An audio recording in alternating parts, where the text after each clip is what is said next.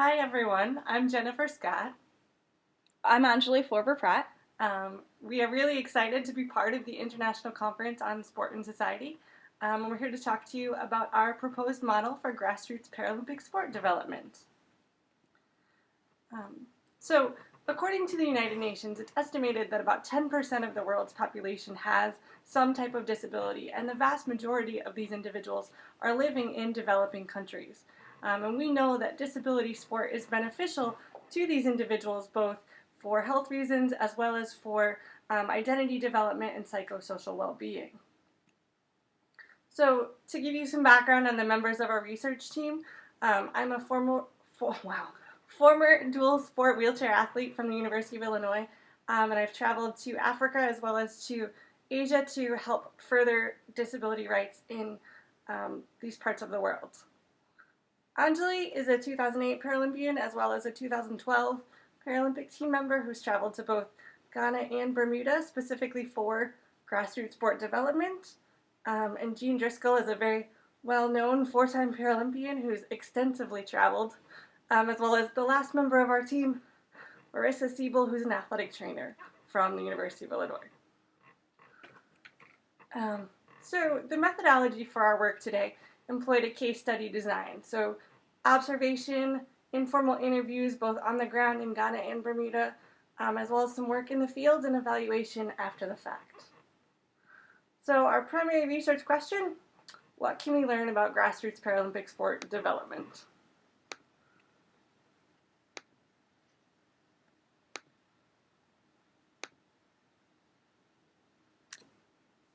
The first case study that we used in developing our model is Ghana. According to the World Health Organization, 2.5 million people with disabilities are living in Ghana, which represents roughly 10% of the entire country's population. From our experiences, we know that the majority of these folks are disabled as a result of HIV and AIDS or polio, which makes them all eligible for Paralympic sport. The sheer number of people with disabilities living in Ghana is one of the primary needs for outreach trips such as the one we completed. The stigma and discrimination that folks face results in parents hiding and shunning their children and creates a situation where people with disabilities are unable to work or to fully participate in society since they're seen as bad or as incapable. This significantly impacts their quality of life.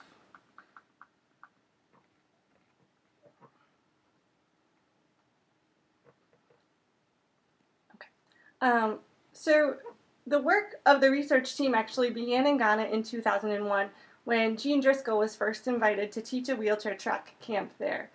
She returned again in 2002 and then again in 2005. In 2003 and in 2007, Ghanaian athletes were brought to the University of Illinois to participate in programs there. And then, of course, we went back in 2007 for a 9-day track clinic with both beginners and intermediate level athletes, as well as to engage in meetings with government and national sport officials to help promote sport for people with disabilities. All of the individuals and agencies that we met with during our trip expressed genuine interest in increasing their involvement with athletes with disabilities. In addition to expressing their support, they also provided suggestions for things that the athletes and their respective sporting organizations could do to facilitate a successful working relationship. Some of those suggestions included creating budgets as well as 2 to 4 year plans for the progress of their sports. They stressed that there needed to be a lot of preparation and planning and that there were processes that needed to be followed, which may be the biggest hurdle for everyone to overcome. The athletes are not used to these kind of processes, nor are they accustomed to people taking them seriously and actually following through on their commitments. The second case is that of Bermuda. Bermuda is a small island nation of only approximately 21 square miles in the Atlantic Ocean. According to the 2000 census, about 4.5% of the population has some sort of disability, and the age distribution is there as follows.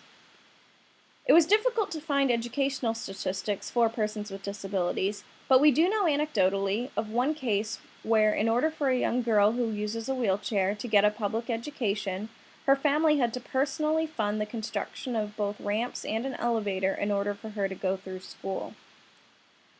Moving on to the summary of the work completed, I was invited to Bermuda first in 2009 to teach a sports clinic and expose individuals to various adaptive sports, and I have returned twice since. Bermuda has had previous representation in the Paralympic Games in the sport of equestrian in 2000, 2004, and 2008, though 2012 will be the first time that there's representation in athletics as well as equestrian. Within 6 months of my first visit, 2 athletes were brought to Florida to be outfitted with racing wheelchairs, and in 2010, a team of 4 athletes and 2 coaches across 3 different sports, athletics, archery, and swimming, were brought to the United States to be internationally classified and to gain competition experience. Taking advantage of all of the work and the meetings and the interviews and all of the work that we've done on the ground in both Ghana and Bermuda, we developed a model to help with sport development. A common model used for individual sport development for athletes with disabilities is a pyramid, where health and wellness is at the bottom and Paralympic or elite level success is at the top. This means that high performance skills are honed at the top of the pyramid, but it's necessary to have the foundation and awareness of one's physical and psychological health in order to build and learn sport-specific skills. This is, again, very, very specific to an individual.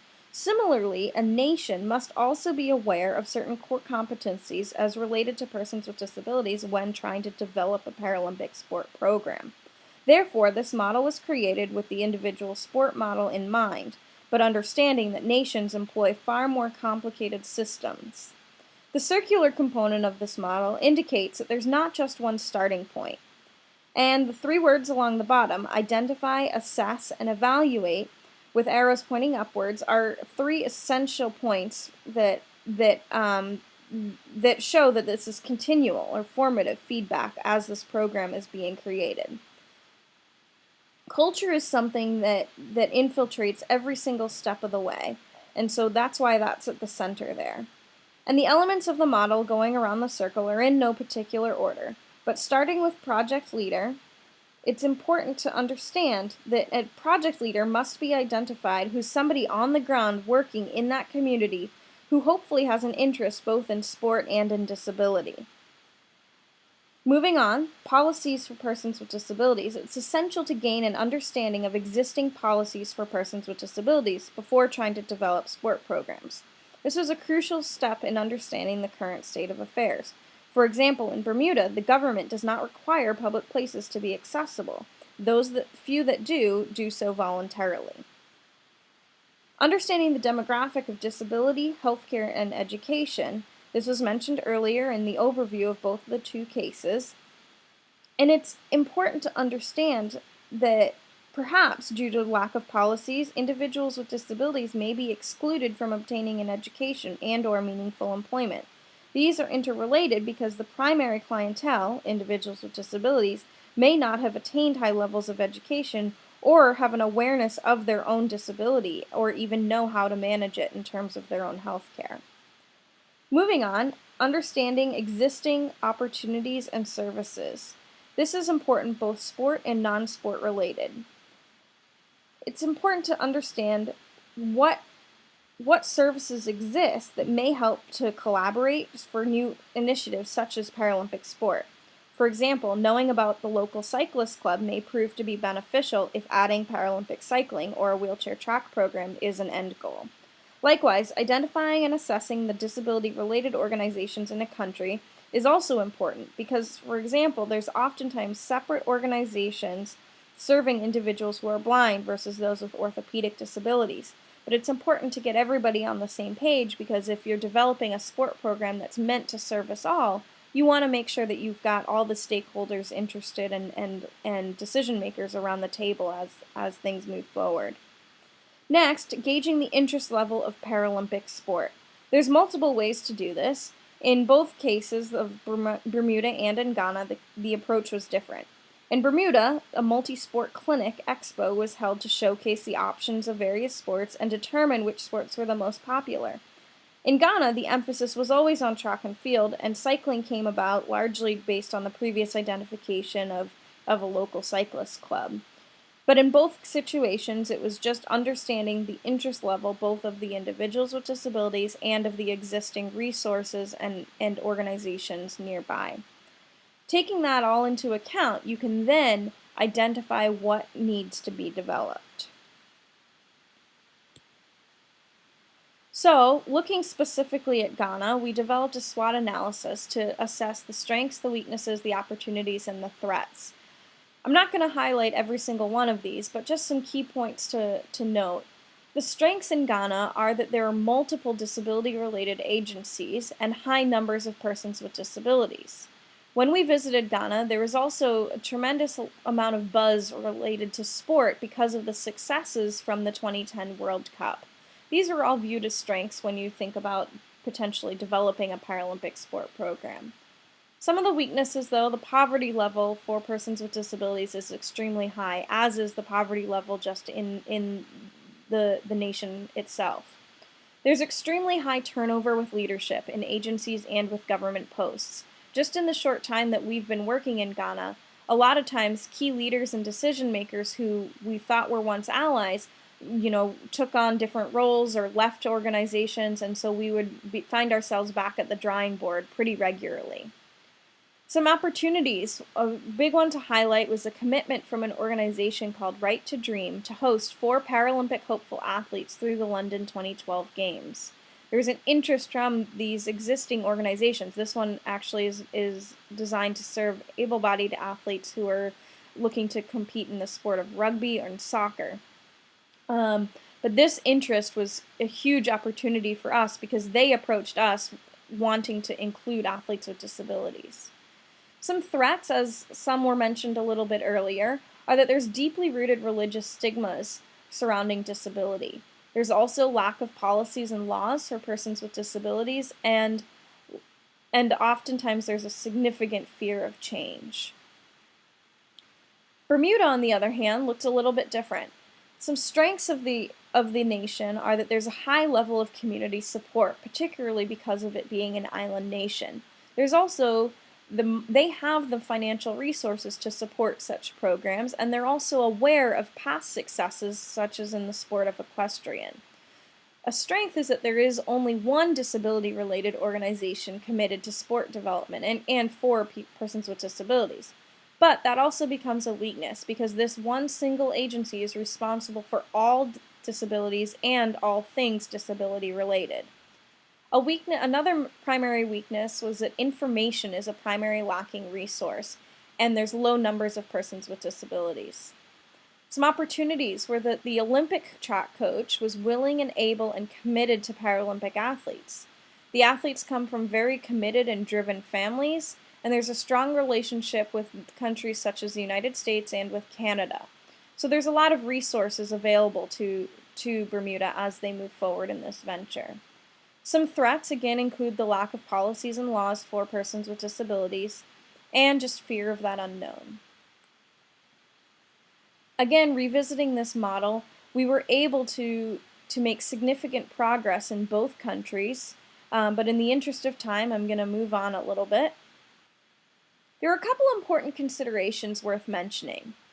It was easy for individuals who were interested in developing Paralympic sport or had a vested interest to get completely overwhelmed by policies and procedures, particularly put forth by the International Paralympic Committee and other sport-specific governing bodies. What we found was most helpful was to take some of these difficult-to-understand policies and procedures and to pare it down to the absolute essentials in easy-to-understand language. Secondly, there was an acknowledgement that this type of change needs to come from within. We as a team do not live day to day in these particular countries, and so in order for these programs to be sustainable, there has to be that fire from within, and it has to come from within that country. Every single step, as mentioned earlier, was ongoing. There are multiple areas for future research. I would like to continue to study these cases as they enter the development phase, and to capture stories qualitatively to measure the impact of such programs and the efforts. It would be worthwhile to add new countries to this type of study, and to do a comparative study on the progression of Olympic sports. On the screen you see my contact information, anjali.forber.pratt@gmail.com. Thank you.